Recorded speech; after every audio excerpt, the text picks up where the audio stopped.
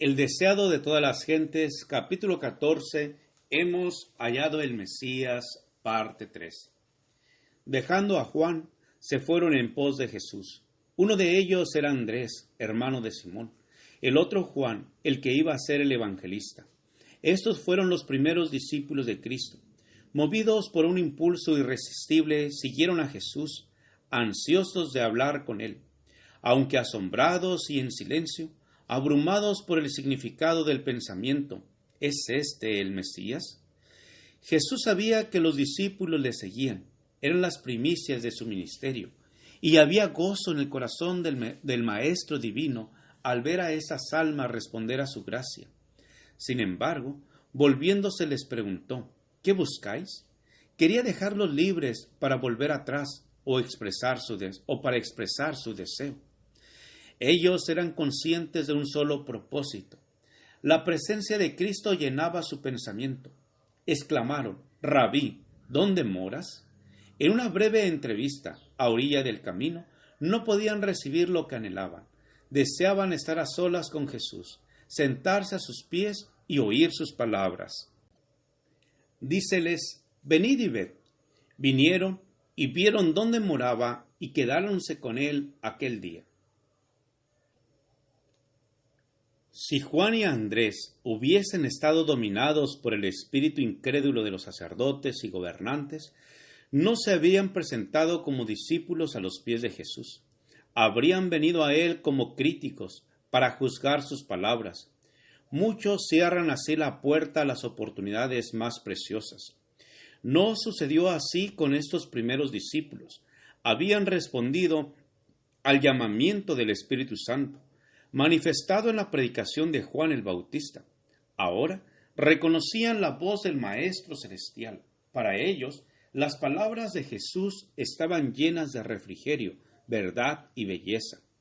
Una iluminación divina se derramaba sobre las enseñanzas de las Escrituras del Antiguo Testamento. Los multilaterales temas de la verdad se destacaban con una nueva luz. Es la contrición, la fe y el amor lo que habilita al alma para recibir sabiduría del cielo. La fe, obrando por el amor, es la llave del conocimiento, y todo aquel que ama conoce a Dios. El discípulo Juan era de afectos sinceros y profundos, aunque de naturaleza contemplativa. Había empezado a discernir la gloria de Cristo, no la pompa mundanal ni el poder que se le había enseñado a esperar, sino la gloria como del unigénito del Padre, lleno de gracia y de verdad. Estaba absorto con la contemplación del maravilloso tema. Andrés trató de impartir el gozo que llenaba su corazón. Yendo en busca de su hermano Simón, exclamó, «Hemos hallado al Mesías». Simón no se hizo llamar dos veces. Él también había oído la predicación de Juan el Bautista y se apresuró a ir al Salvador. Los ojos de Jesús se posaron sobre él, leyendo su carácter y su historia, su naturaleza impulsiva y su corazón amante y lleno de simpatía, su ambición y confianza en sí mismo, la historia de su caída, su arrepentimiento, sus labores y su martirio. El Salvador lo leyó todo y dijo, «Tú eres Simón, hijo de Jonás, tú serás llamado Cefas, que quiere decir piedra».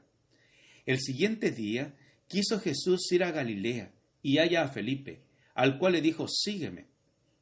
Felipe obedeciendo al mandato y enseguida se puso también a trabajar para Cristo.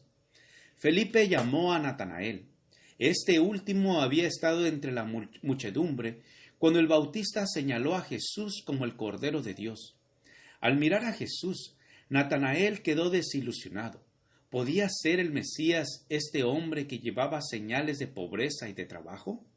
Sin embargo, Natanael no podía decidirse a rechazar a Jesús, porque el mensaje de Juan le había convencido en su corazón.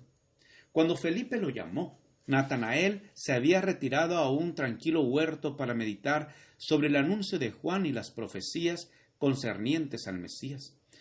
Estaba rogando a Dios que si el que había sido anunciado por Juan era libertador, se lo diese a conocer, y el Espíritu Santo descendió para impartirle la seguridad de que Dios había visitado a su pueblo y le había suscitado un un cuerno de salvación.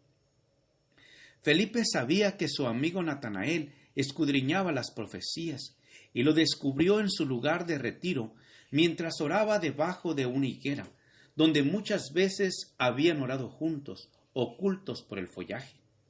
El mensaje «Hemos hallado a aquel de quien escribió Moisés en la ley y los profetas» pareció a Natanael una respuesta directa a su oración. Pero la fe de Felipe era aún vacilante. Añadió con cierta duda: Jesús, el hijo de José de Nazaret. Los prejuicios volvieron a levantarse en el corazón de Natanael. Exclamó: ¿de Nazaret puede haber algo de bueno? Felipe no entró en controversia. Dijo: ven y ve. Jesús vio venir a Natanael y dijo de él: he aquí un verdadero israelita, en el cual no hay engaño. Sorprendido, Natanael exclamó: ¿de dónde me conoces? Respondió Jesús y díjole: antes que Felipe te llamara, cuando estabas debajo de la higuera te vi. Esto fue suficiente. El Espíritu Divino que había dado testimonio a Natanael en su oración solitaria debajo de la higuera, le habló ahora en las palabras de Jesús. Aunque presa de la duda y cediendo en algo al prejuicio, Natanael había venido a Cristo con un sincero deseo de oír la verdad, y ahora su deseo estaba satisfecho. Su fe superó a la de aquel que le había traído a Jesús. Respondió y dijo: Rabí, tú eres el Hijo de Dios, tú eres el Rey de Israel. Si Natanael hubiese confiado en los rabinos para ser dirigido, nunca habría hallado a Jesús. Viendo y juzgado por sí mismo, fue como llegó a ser discípulo. Así sucede hoy día en el caso de muchos a quienes los prejuicios apartan de lo bueno. Cuán diferentes serían los resultados si ellos quisieran venir y ver. Ninguno llegará a un conocimiento salvador de la verdad mientras confíe en la dirección de la autoridad humana. Como Natanael, necesitamos estudiar la palabra de Dios por nosotros mismos y pedir la iluminación del Espíritu Santo.